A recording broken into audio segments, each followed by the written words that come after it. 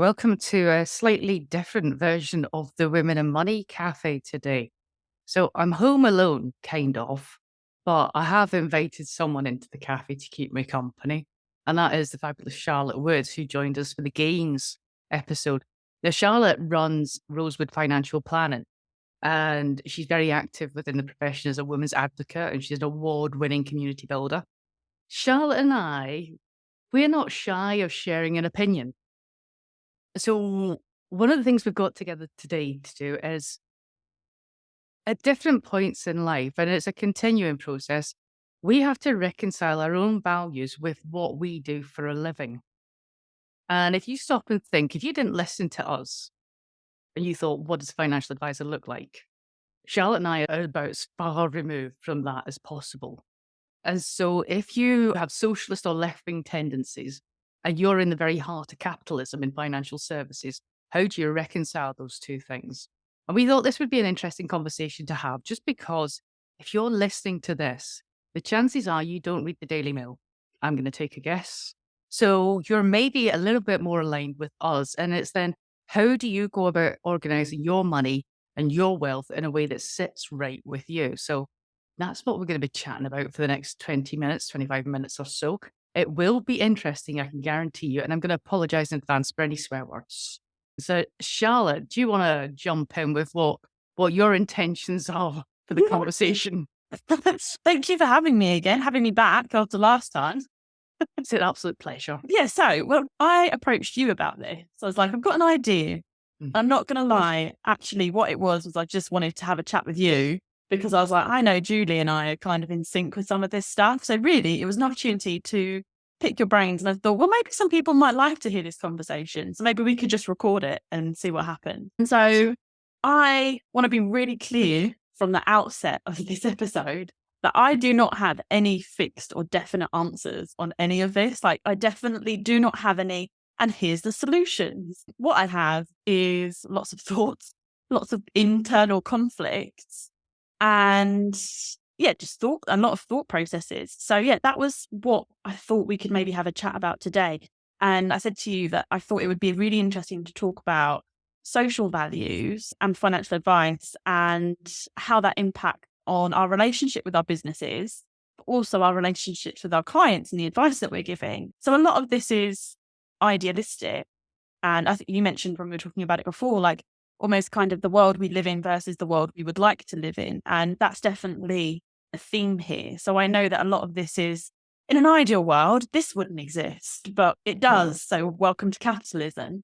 And so that I just sort of wanted to put that out there at outset so that no one's like, there's not any like socialists sitting there going, yes, they're going to give me a blueprint to how to navigate this, because I don't have it yet, I'm afraid. No, but I think what we would hope to do is to prompt and provoke some thought, and just to kind of shine a light on the fact that there are other people out there that are grappling with these issues. And if you're listening to this and you're one of them, then know that there are financial advisors that are like that as well. Because I started this in 1998. I think it was such a shock to anybody that knew me that I would be in financial services. I think everybody was just convinced I was going to pull it down from within. Break the system from within. So it's 25 years later, I think we're all relieved that it's still standing, I think. And gotten much better. I mean, I wasn't around in the profession 25 years ago. I was firmly at school. But I can imagine it was a very different environment to be in. So it's only gotten better since then. It's what I understand anyway. Yeah, do you know what though? I'm going to say it's only got better a little bit. It's not like it's changed drastically. Maybe I feel like it's gotten a lot better because I've put myself in very different circles than when I started the profession 15 years ago. Like I would never fit into the same circles as I would have done back then. So maybe that's why I feel like it's come on a long way. Anyway. Right. So can I ask you a question then? Right. So you messaged me about this a while ago, and I'm just curious. Was there something in particular that triggered this in your head that you thought, I need to talk about this with someone? Yeah, so as you're aware, I've been banging on about this on my Instagram if anyone's following me, but I've taken on my first office premises, and it's a shop front, and I've had that in my head as like a thing that I wanted ever since I went self-employed like 6 years ago. One day I'm going to have a shop front. And I finally got it at the beginning of this year, and it's been like a whole renovation project. But the reason this is relevant is that I've wanted to have a very clear tagline, very clear wording outside the building for what I'm about. And I didn't want it to be some boring, like, oh, financial advice, pensions, investments, and saving. Like, I just was not having that outside. So it's been a journey of trying to figure out the voice that I want, the tone that I want to set for the business. Like, yes, I do give financial advice, but is it I don't know what I'm trying, is it the main driver of what I'm doing here? I don't really know it is anymore, if I'm honest. And I think that will become clearer as we progress through this conversation. And it was a way of trying to make sure that it's very clear where my social values lie within the business, because I don't want to attract the wrong type of client. And what I really mean by that is, if I could have had outside on the glass, no Tories allowed, that's what I would have. Frankly. But like, do not pick up the phone to me. Well, I don't think they will Boss after doing a good this, job. will they? Okay, so you've led me on nicely there. So the catalyst was, we're getting the shop front and we want some words plastered in the window that Mhm. scream what you're all about. We've discarded the idea of no Tories allowed. So what words have you gone for? Oh, I just told you, and then I closed the email. So I've got making sense of your money and making a difference in our community, because one of the things that I feel really strongly about now is community care. I don't just necessarily mean that in relation to like direct local community, although obviously that's a really important thing. I also mean that in the sense of like the community that we've built in the profession. I feel really strongly about that, as you know. I think community can mean a lot of different things. I think it's more a case of being less individualistic and being more about a collective. And that's kind of the mindset that I've shifted to. So that I wanted that to really reflect in, the words that were used. And then, oh God, I can't remember what I said to you. I'm going to buy you some time. Don't worry. I think about this a lot, actually, because people throw out what their values are left, right, and centre. And quite often there isn't any context around them. You're like, oh, that's nice. You went to the shop and you picked out some values. But I think just to let people know that you actually live by your values and this idea of community, because you have created one of the most amazing communities online. Thank So you. the Empowered Women in Financial Advice community has been an absolute godsend and lifesaver to so many women financial advisors, because it is a place where we all get together and it is so supportive, whether it's sharing technical knowledge or encouragement, mentoring. It's a very giving community and nobody takes. Everybody's just looking to give what they can. And it's kind of fostering that idea. Like you say, you used about the collective, and it truly is a collective. Yeah, As absolutely. you're wanting to take that idea and make it wider within your community. Is that what you're saying? Yeah, and I think just a case of like, if you'd asked me 5 years ago what what my personal values are, I would have said something along the lines of like ambitious, proud, family orientated. I'm trying to think now about like what I would have said, but like, yeah, those kind of things. But you'll notice those things are very me. Like that Mm, was like, this is how I want to feel. This is what I think about myself, and that's what we've been encouraged, I think, to primarily focus on. Like when you say you're like, oh, if someone says to you like, oh, you've done really well or you're very successful or whatever, it's very easy to be like, yeah, well, I've worked very hard, and actually not think like, again, me, rather than think about the wider reasons why you've been successful. And again, that's something I've only become really aware of in the last few years. So now if someone says that to me, I'm like, yeah, I have worked really hard and I have been really ambitious, but also I've had a lot of things stacked in my favor. Like, and I recognize that I've got a lot of privilege that a few years ago I wouldn't have known that about myself. So now my values would look very different. And my values are, as mentioned, like, community care, like being more acutely aware of social justice. I'm quite an aggressive socially. And yeah, I feel like that's a much bigger part of my personality now than some of that other stuff that 5 years ago I would have said was really important. okay, so as I'm listening to you talk there, I think there's the elephant in the room that is jumping up and down, and it is begging me to ask the question. This is the question is as much for me as it is for you. given this notion of the collective being important and community and socialist values, how do you reconcile that with the fact that so much of our job is involved with the stock market and making money and profits from companies? I know. And I don't have the answer because I haven't reconciled it, if I'm honest. And I still feel very ick about it. And I'm going to take something even easier than capital markets, because I know for a lot of people that makes their like eyes glaze over. But even if we think about it from the perspective of paying tax, right? So we all understand the concept of that, even if we understand it in the sense of they take my money.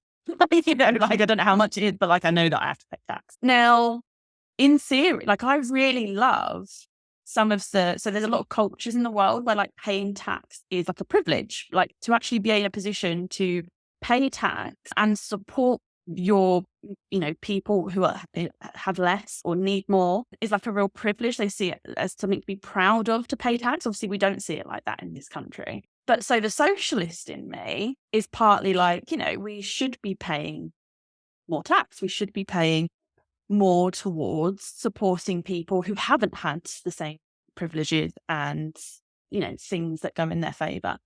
That's one part of me. Then another part of me is a really, really, really angry woman, furious at an incompetent Tory government, wasting my money and paying off their mates and nominating their dads for OBEs. And I can't reconcile giving them any more money to waste. So that's my personal thing. I can't, why would I put more money into those coffers? So there's that. And then there's the advisor side of me that we have, part of our job is tax planning, right? So we are trying to, within the letter of the law and regulations, be very efficient for our clients when it comes to tax. So, making sure that they're paying as little tax as possible, but reducing tax bills where we can potentially for clients. So that's a lot of conflicting things, right? It's a lot to juggle. So yeah, I have to really think about it. If I'm being completely honest, for every single client and every conversation I have, I'm really thinking about it. And to a certain extent, those conversations are driven by clients because they, of course, have their own views and it is ultimately their money. I had a client recently who he's retired and we were talking about how best to generate his income in retirement purely from a tax perspective. And, he said, I'm really happy to pay tax. I'm not bothered about paying tax in retirement. Like, I'm really proud of the NHS and I feel really lucky to have that. So I don't mind paying tax in retirement. And, that's something for me to work. That's a really important piece of information for me as an advisor to be able to do my job best for him. But yeah, so I'm rambling a bit, but I think there's just lots and lots of conflicts like that in what we do, isn't there? Yeah, and I think what's interesting is like there's a degree of cognitive dissonance is required if you're you or you're me in this role. And I just think for the people listening and for normal people that aren't financial advisors, there's the conflicting messages that are coming out at them. So if you look on social media or in the press, people shouting about passive income, people shouting about fire, accumulating wealth and trying to make money. And this is the message that you're being sent, that this is what you must do. This is the thing to do. And again, if you're sitting there and you've got values similar to myself and Charlotte, it's like, how do you keep like your own North Star so that you don't get caught up in all this?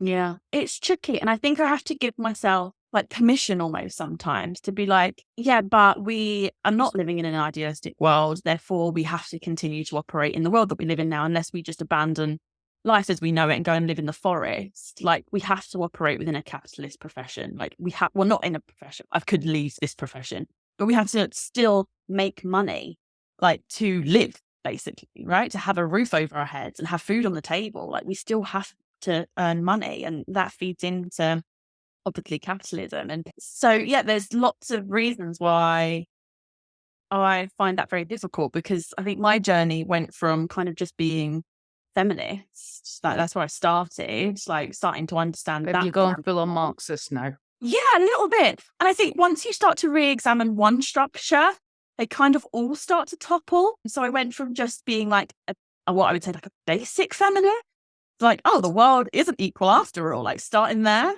and then starting to understand that more on like an intersectional basis.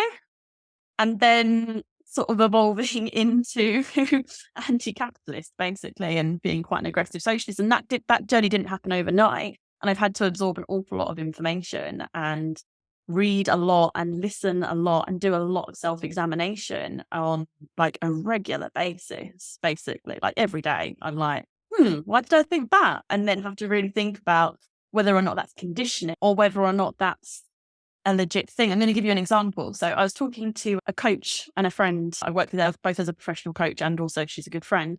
And she was telling me this story about, it was like she'd seen it on TikTok or something. I don't know the specifics of the woman involved, but she was a sex worker for a long time. She earned loads and loads of money. And then obviously she left, well, I say obviously, she had left that profession and was now buying properties, but not to rent out at profit. So not buying a buy-to-let folio, but instead just basically letting people live in there for what they can afford or nothing. Like, so to just really help. And she was being absolutely trashed, basically, by people saying, like, you're clearly a really shit businesswoman. This is going to fail. They're going to trash these properties. Because the narrative there, the poor are bad, right? The poor are going to be disrespectful. And I have to admit that slightly, if I'm honest, I thought to myself, that's going to go wrong really quickly. And I had to then go, hang on a minute, Charlotte, like, think about this. Why? And like, that's what I mean by self-examine. Those like knee-jerk reactions to pieces of information and then go, well, hang on a minute. Why am I thinking that? Actually, because, you know, we've all been sold the same message, haven't we?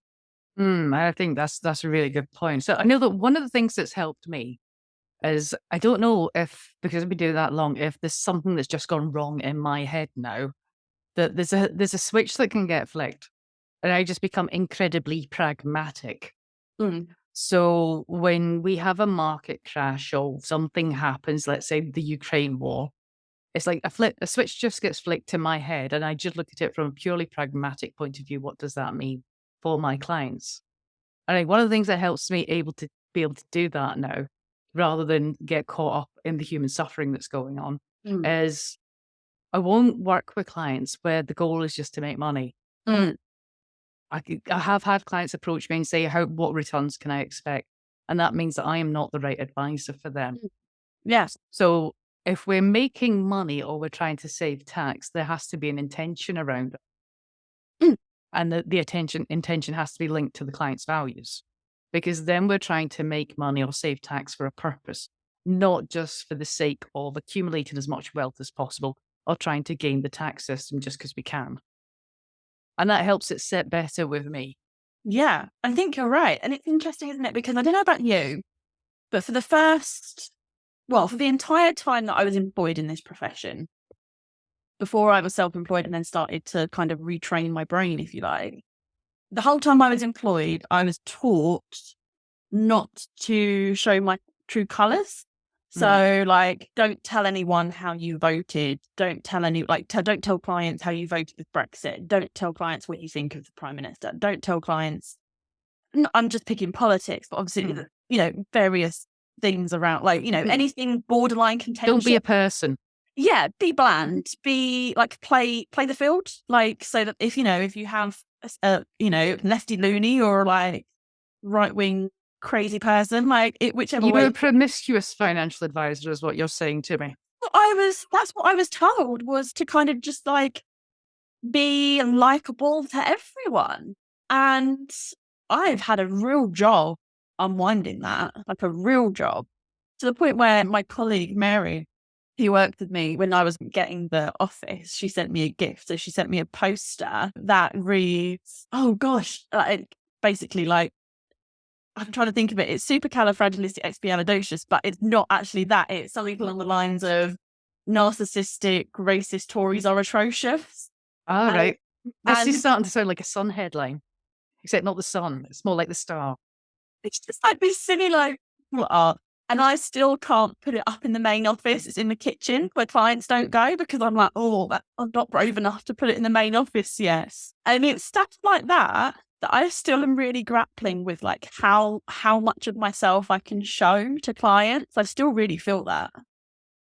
Right.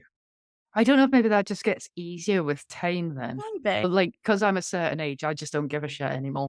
In that way. I think an element of that as well, though, Julie, don't you think? In any profession, if you're talking about any level of comfort, it's, I think part of that is also just security, right? Like, so if I was to put something like that on my Instagram and lose half my clients, like I wouldn't lose half my clients, is what I mean.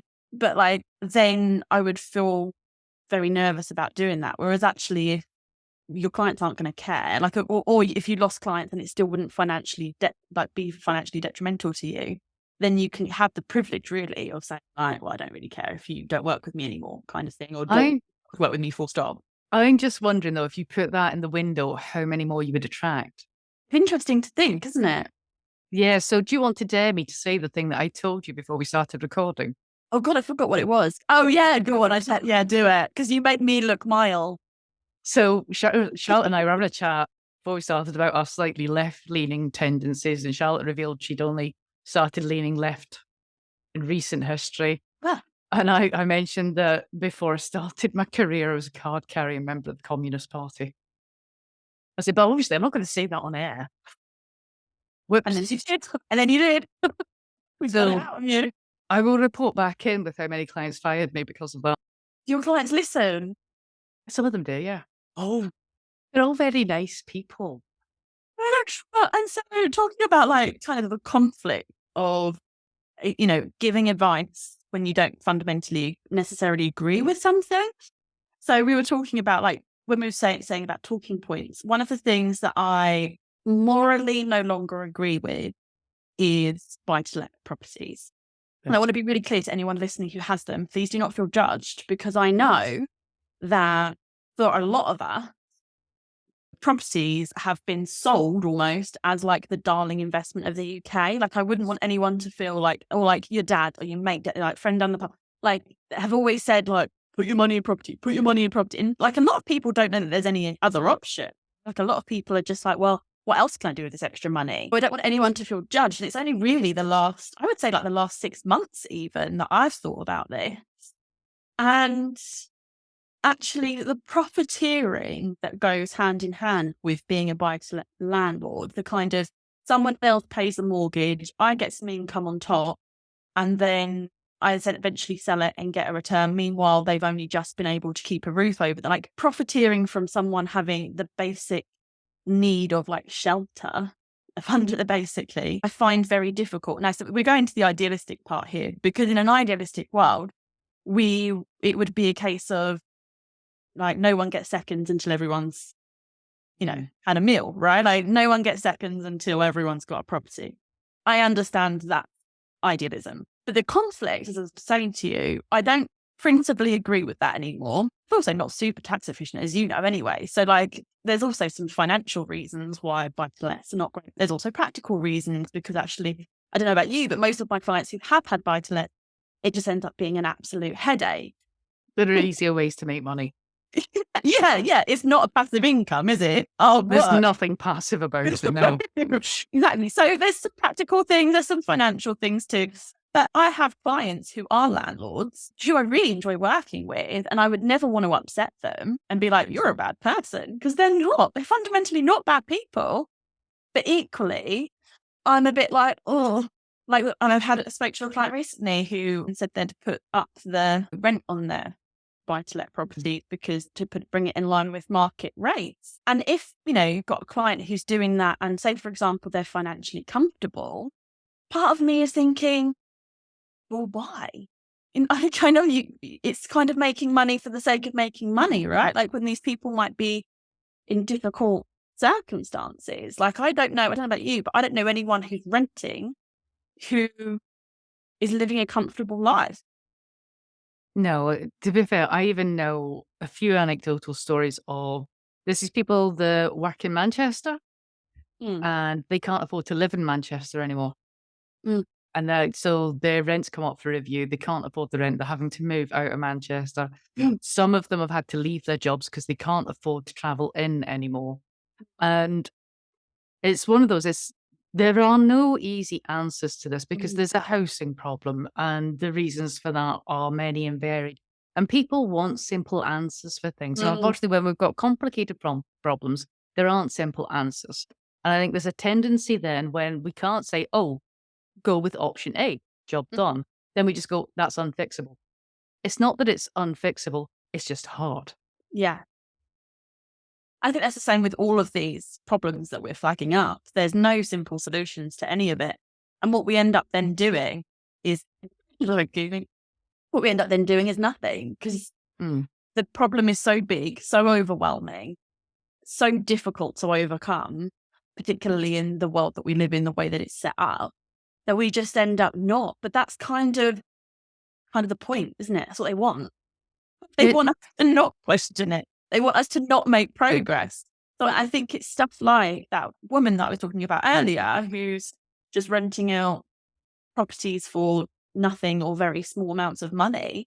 That's just breaking the mold and makes us go, oh, things can be done that way. And I think it takes those people for us to think, oh, we don't have to be stuck in a rut. We're choosing to be stuck in a rut. I think, do you know, one of the ones I've always really struggled with as well? It's company profits.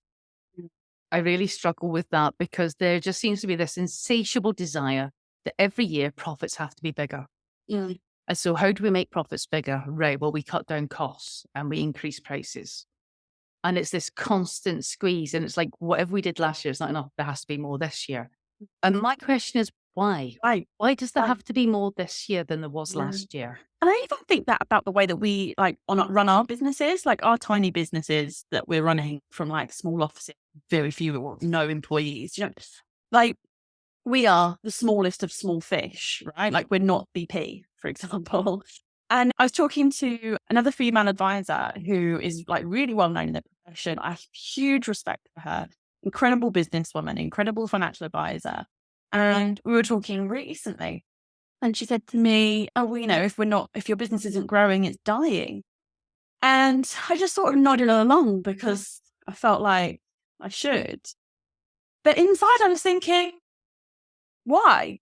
Like, why is that? I don't know if that's true, to be honest. Have we just been told that the key to business success is continual growth, continually having more employees, continually having bigger business turnover?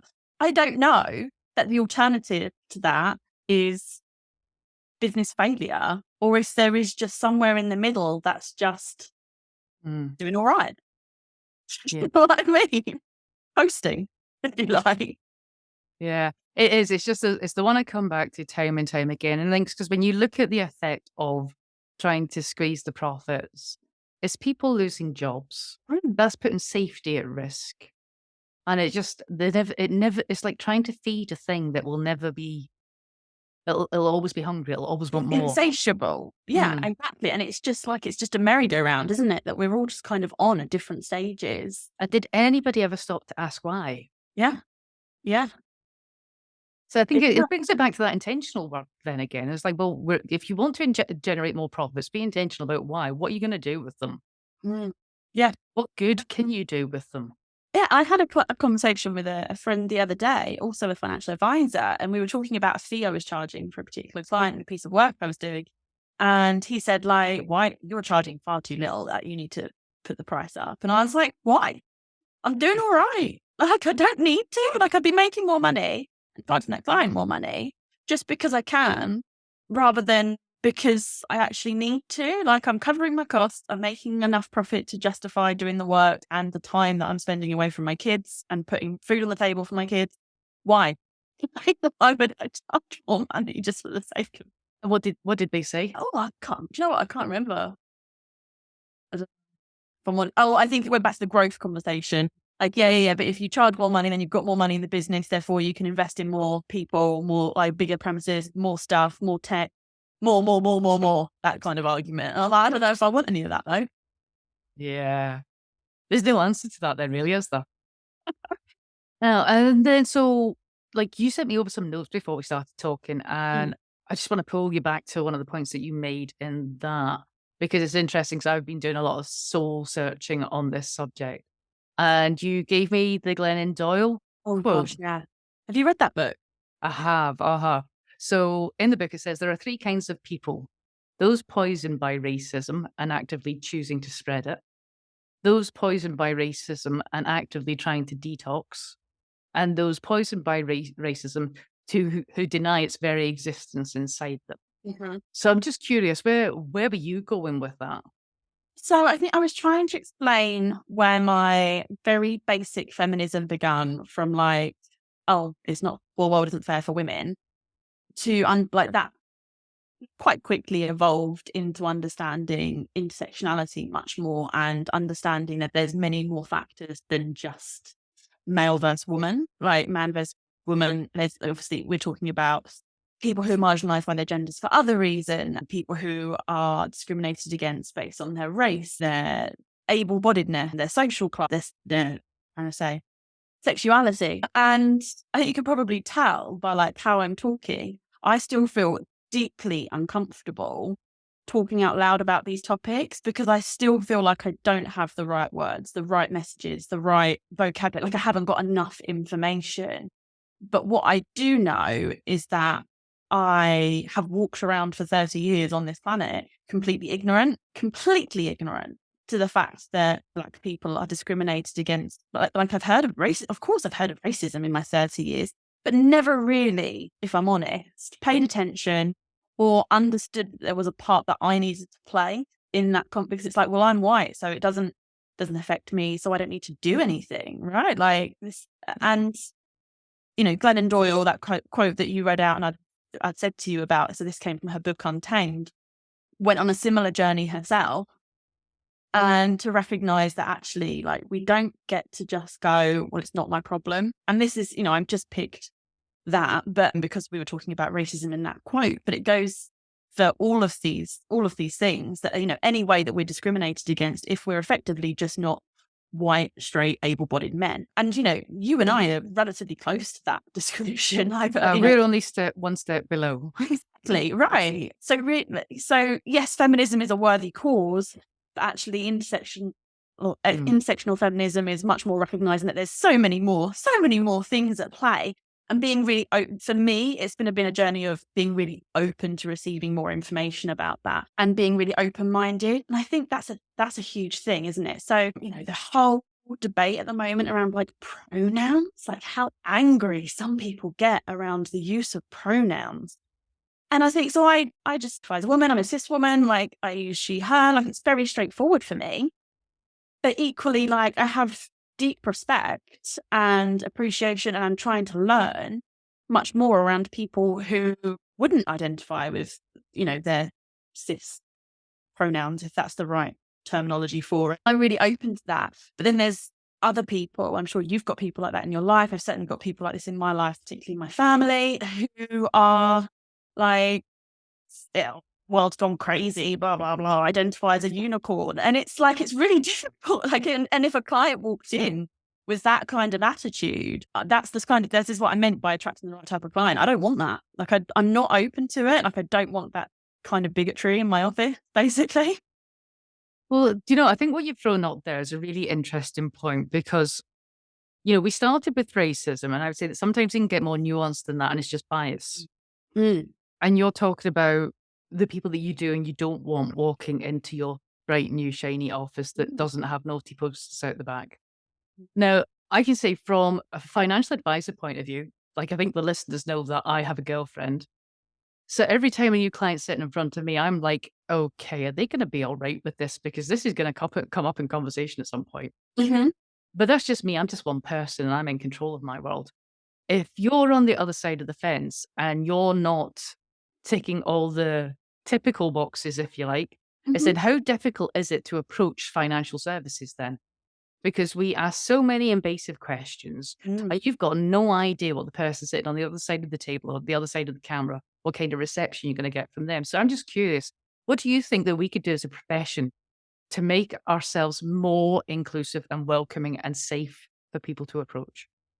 Yeah, I think it's a really good question, because it's something I've thought a lot about in how I communicate with clients, and what are, I don't even just mean it in that. I don't know about you, but I'm very careful about some of the questions that I ask. Well, I'm sure you are, like, but for example, like I made the mistake once once of assuming that someone was straight, and by saying like, "Oh, do you have a wife or something?" I can't remember. It was a really long time ago. Are you married? Maybe is what I said before same-sex marriage was legal, something like that. A long time ago. And I was like, never. So I'm very careful to say partner now. Like, if you have a partner, like, I'd like to understand a little bit about them as well. And I try very hard to not use specific pronouns until I'm told otherwise. There's lots of things, isn't there, that I think we can just be a lot more open to. The one thing I was going to ask you actually is I don't specifically ask my clients about their social values or political views. I don't know. I haven't got that far yet, I'll be honest. Like, sometimes it just comes up, or like, in a natural conversation, or because I see stuff around my office or certain books or whatever I mentioned that I've been reading. But I don't ask those. Do you? Yeah, well, do you know what made it easier for me? This is going back a good few years ago, and a potential new client approached me, Mm, and I got grilled. I mean, it was a proper selection process. mm, And they asked me what my values were. And I absolutely loved that they asked me that. mm. Because I thought, yeah, we've all got the badges, we've all got the qualifications. And it's like, it's then about what person do you want to work with? Yeah. And so I like that they did that, because I thought that's like a fast track to finding out whether I'm right for you or not. Mm. I thought, right, well, if you're asking me, I get to ask you. And so now I share that story with people when I'm meeting them. I just say, so this meeting is all about blah, de blah, blah, trying to figure out if I'm right for you, you're right Yeah. for me. Yeah. No, what worked really well once, this client just walked in and asked me, what are your values? And it was like a shortcut that we could figure out whether we could work together or not. So if you want to know my values, go ahead and ask. And when they say, yeah, all right, go on then, what do you say? Well, in perimenopause, Blade, I need to remember what they are. It can vary day to day. No, so integrity, social justice, equality, collaboration, and curiosity. I'm bloody curious about everything, so be warned. I want to know everything about your life. But I think that's important, that curiosity element, because closed-minded people aren't curious, right? Like, bigots aren't curious. They don't care. They've just got their views. They've got their experience of the world, which they believe is everyone's experience of the world, and that's it. Like, that's so I think that in itself is a really good word to use. All right. So, Charlotte, imagine I'm your new client or potential new Right. client. I've just walked in. Charlotte, what are your values? I don't know. Oh, that's quite stressful. So people centered. I've mentioned before, like, I care like deeply about the community, and oh gosh, I think I'd just say that I am quite an aggressive feminist and socialist, if I'm honest. I kind of just fall behind those terms because I haven't quite yet figured out how else to explain how I feel. Also, I don't know about you, but when I talk about my feminism, you can immediately like tell if that turns someone off or not. Like, because some people still think feminism is just like women hating men. Like, some people still believe that. Whereas, like, we know that, like, it's just caring deeply about equality How, for humans. if we work together, how will this show up in our working relationship? So it's interesting, isn't it? So are you still asking me these questions? Yeah. I haven't ever been asked these direct questions. I feel like I wasn't given enough prep time to consider my answers fully. Well, there may be things for you to consider I and think you're go right. out and have a play with it. Yeah, and I think that's the thing. So part of my conversations with clients when we're talking about, for example, like, what do you enjoy doing and hobbies? And increasingly, I'll say, like, what do you care about? Like, what are your, sometimes I've got clients who are really into like the scouts. Sometimes people are really into nature. Sometimes people do support charities or religions. So I wouldn't have known about that 5 years ago because of how I was trained to be an advisor. I wasn't trained to ask those kinds of questions. And about you, if that was part of your upbringing, if you like. So that has felt like an evolution to talk about that stuff, let alone to go one further and then talk about, and how do you feel about social justice? Do you know what? All right. Well, then, as we kind of start to wind things up, like I've got a challenge for Oh God. everybody listening. Okay. So I just put Charlotte on the spot there about her values and how they would show up. So my challenge to you is that the next interaction you have in some kind of professional capacity, where you're trying to make a decision whether to work with someone or to take a particular Mhm. course of action, is just to reflect on how does that align with your own values? And if the opportunity comes up to ask someone what theirs are, go and give it a shot and see what happens. I guarantee you it will be a shortcut for whether this is going to be a fruitful relationship or not. Charlotte, are you going to play with it? I will, but I also am not worried. But does everyone understand what that means? Like, because for me, when I say like I'm values driven, I do mean like for me at the moment, that feels like the community care piece and making sure that's a part of how I run my business and how I spend my free time. And the things that I talk about with my clients who, for example, have enough money for the rest of their lives, then we're talking about, okay, you've got enough. So let's talk about redistribution of wealth and what that means for you and if that's a thing that you're open to. Like, so those are kind of the conversations that I have with clients, but that's not a straightforward answer to what are your values. Do you feel like it's putting someone on the spot? It's a tricky one, isn't it? Yeah, well, I think at least it'll start the conversation because if they're not clear on them, especially I think with the role that we're doing, I think a lot of people don't know, but part of our job, I Mm. think, is about helping people figure out what they are. Because the more that you're in touch with that and you make decisions from that place, the happier you are, in my experience. It's when we're not living in line with those that people become depressed, they're dissatisfied, they're maybe angry. So I think it isn't a comfortable conversation to have, but I think it's an important one to have. Mm. I don't know if I'm brave enough, even having come on this podcast deliberately to talk about this. Well, otherwise you're sitting in a little vacuum, Charlotte, keeping your values all to yourself. So I think maybe a good starting point is to share what yours are quite openly Mm. Mm. and then get people thinking about theirs. I know. Well, and this is, and I don't know, like, so just, I know we're finishing up and we've been aged, but that is one thing that I am like genuinely quite terrified of when I say like, oh, I'm quite anti-capitalist. Like I really hate the machine that we live within. I think it's flawed, like deeply, deeply flawed. And then people go, yeah, but you're in finance. Like it's a fair comment. Finance. Yeah, but you it help people invest in capital markets. It's a fair point. That is true. Like, yeah, but what's the alternative to capitalism? That's a fair point. I don't know. I don't know what else could work. And so, and that's why I think I sit on the fence because I know that there are flaws and there are problems with this, but it's finding the ways that it sits comfortably for you, isn't it? Almost, I think. So, yeah. But you know how refreshing it is when somebody says, I don't know. No. Because what that says to me is you're incredibly open minded. Mm. That you're, like you were saying, you're open to new ideas. You don't have all the answers. And it may be that 5 years, 10 years down the line, you're like, okay, I don't want to do it this way anymore. I found another way to do it. We're all a work in progress. And I think that's probably one of the things I just want people to take away from this is there are all the messages that get thrown at us about what's important and what we should be doing. And I think that what we would ask you to bring it back to is just it's about being intentional Mm. about what matters to you. And that's a really hard thing to do sometimes. So have Yeah. you got any final thoughts, Charlotte? My mm, I think my final thought, this is a slight digression. My final thought on this is we were talking about the concept of like why do businesses have to keep growing. The other thing I think, if we're putting out challenges to people, the other thing that I've recently read a book by Trisha Hersey, who I think I'm pronouncing her name right, and it's called Rest is Resistance.